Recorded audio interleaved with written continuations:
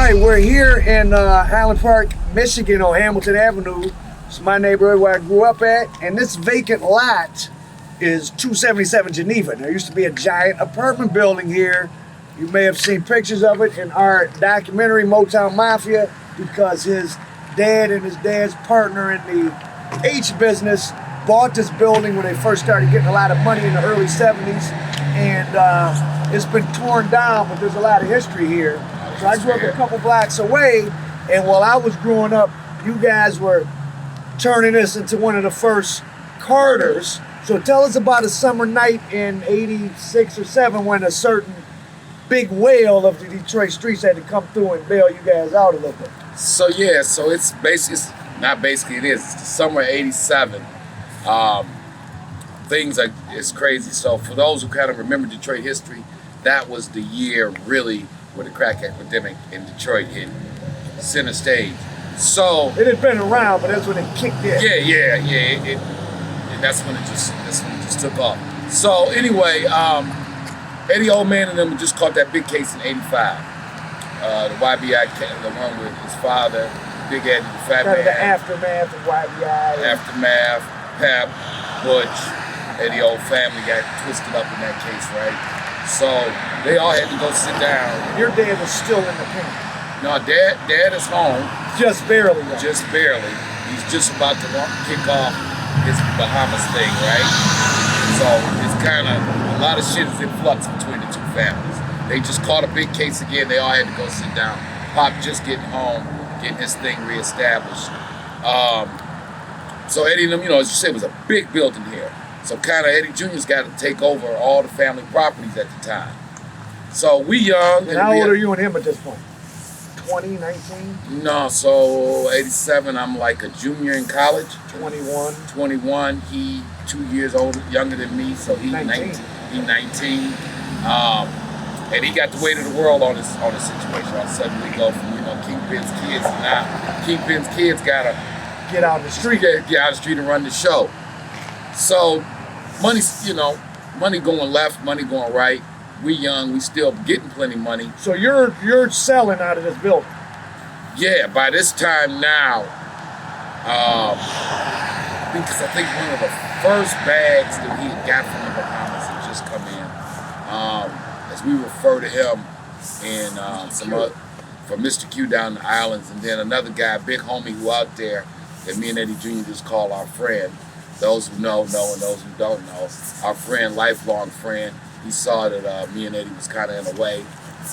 Gave us a word and said, see if this helps. So this is '87, you're 21, Eddie's 19, you guys are getting some cocaine from your father, some from somebody else. A good friend. You're cooking it up, and you're selling what, 20s out of here, or? Dimes, okay. All dimes. Then later. And how much a day was it probably doing? Oh man, for real, this was one of the original Carters. Because we had to be doing about 15,000 a day back then, just off the rip. Eddie's uncle actually came in and brought some stability for his own self, kind of took over running the building. But the building was easy to repair, it's a huge building.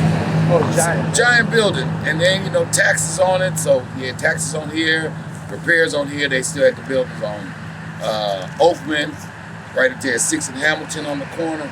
Long story short. Just quick. So my father grew up in this building, and his mother grew up in this building, and her parents were the not the maintenance. So they got a free apartment. Caretaker, they call it. So it's a huge building. So the caretaker's got like 2 free apartments. That's how big it was. Yeah. And so of course it's '87.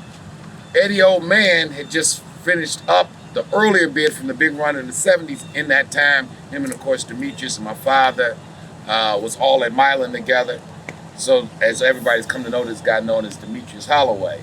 So by Demetrius, and Eddie kind of plugged him with some Colombians in there.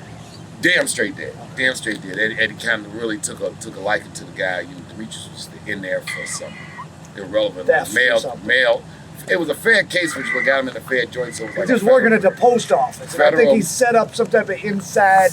They robbed a train. A postal train robbery, but it was a federal offense, which is what got him to Milan, which is what got him there with the big man there. Eddie takes a liking to him, plug him in, give him, you know. Demetrius was just a side note, guy with charisma. And intelligent. Because every big fella, whether it was Eddie, Frank Usher, God rest his soul, R.I.P. Frank Nitty, seemed like every big fella who he came across their path, they recognized something in this guy and be like, "Who you talking about? This guy, he gonna do right." And so anyway, Eddie, Demetrius then got cool. When Demetrius comes home, Demetrius was home by 87, late in the 86, 87. Demetrius got his thing going. He's getting money by 87.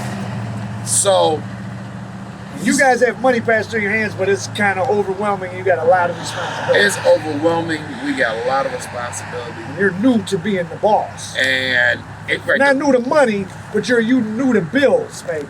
Right.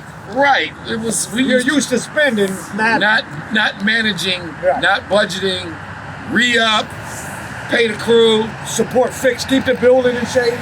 It's still an actual building with tenants and all that. Yeah. And property tax, income tax. Plus take care of your mom, sister, all that. Plus all the infrastructure just of being who he was in the streets at that time. So yeah, even though it sounds like a ton of money comes to your hands, $15,000 a day, it really ain't. It really ain't when you playing grown man. When you playing grown man, big fella. For two different families. It ain't that. So Eddie Old Man basically reached out, told Demetrius, you know what time it is. Eddie Old Man had looked out for Demetrius' mom, like when they was locked up for that 18-month period when Eddie was out. Demetrius was still locked up. So the relationship was real, and one day me and Eddie kind of fucked up, to be honest, and we called D. And I'll never forget it. So we out here, there used to be a basketball hoop set up there where all the kids from the neighborhood would play in the alley here. And we had been waiting on Demetrius for about 2 hours. And he kept calling Eddie saying, I'm on my way. Then about an hour and a half later, we call him and he like, little homie, I'm in your back door. I'll never forget, he's like, I'm coming through the back door. Oh, he had a cell phone? Yeah, in the car, yeah. And he comes through and he was riding a gold Honda Acura coupe. And he come through, he said, well, I'm coming through your back door. And he was literally coming through the back door. So he's coming through the alley. And the entrance to the back of the building is right here in the middle of the alley. And he just nonchalantly, I don't know, Eddie reminds me of the story. He says, I think Rick was with him, Maserati. I don't remember exactly. I just remember Demetrius pulling up. He rolled out the window. Very nonchalantly, just handed Eddie Jr. A shopping bag with about $67,000 in it. And $67,000. $67,000, and just gave him a pat on the back, gave him the old pep talk. Take this. Your daddy said, drop this off. Y'all straighten out. That wasn't no loan. No. That was this. And it was very nonchalant. He was like, your daddy said, drop this off to you. Y'all do what you need to do with this. And very nonchalant. If you need something else, just give me a holler. I got you. And you guys were able to get yourself together. That definitely helped turn the tide. $3,000. That's back when $70,000 was a lot of money. I mean, you got to at least say 5 times, right? So for all 3 or 4, three for or sure. 4. It's like, I mean, $250,000 in today money. So he was making so much money he could just drop $250,000, and it was not a loan. This was not one of them. Get this back to me, get some work, and then pay me back. No, this was because we like that. And you're my man's child, and you know. And on that note, I think later, and Demetrius was like that. For real, he was. If you had did time with him, it was a different world back then. If you had did time with him when he got on, if you reached out to him and said, "I'm in between some." I think one time one time the old man, maybe about 6 months after that, the old man was in between some trying to put together a deal again for the move in the islands. He just asked I'm trying to do this, that, and the third. And he's like, just come by the 19th. 19th hole on Shane. On Shane. That was his headquarters. Here you go, 35. Just help you do what you're trying to do. Just gave it to him. Yeah. It wasn't That's real big fella shit. You know, because why we gonna get all complicated with a loan and this and that and that at this? Because it ain't that deep. It ain't even that deep. Because the money, it's about the relationship, not the money. It's about, yeah, it is about the relationship.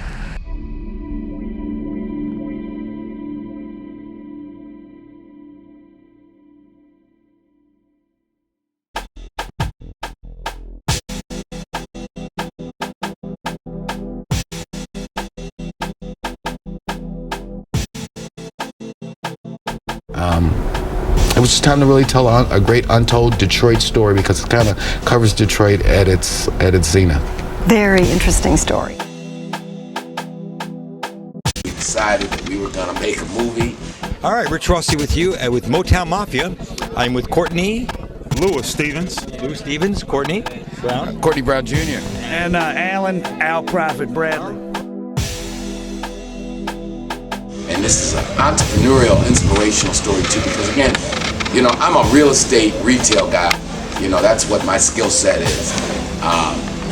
But I'm a businessman, so I was like, you know, we're gonna do it. You know, sometimes when you got a dream, you won't have all the answers on how you're gonna do what you're gonna do. What made this one unique was not so much the crime, but the intertwining with Detroit's history and the Motown era and kind of the economic decline of Detroit. And it's really the story of a family. And from some perspectives, has a happy ending, like you said. For others, it didn't have a happy ending. Right.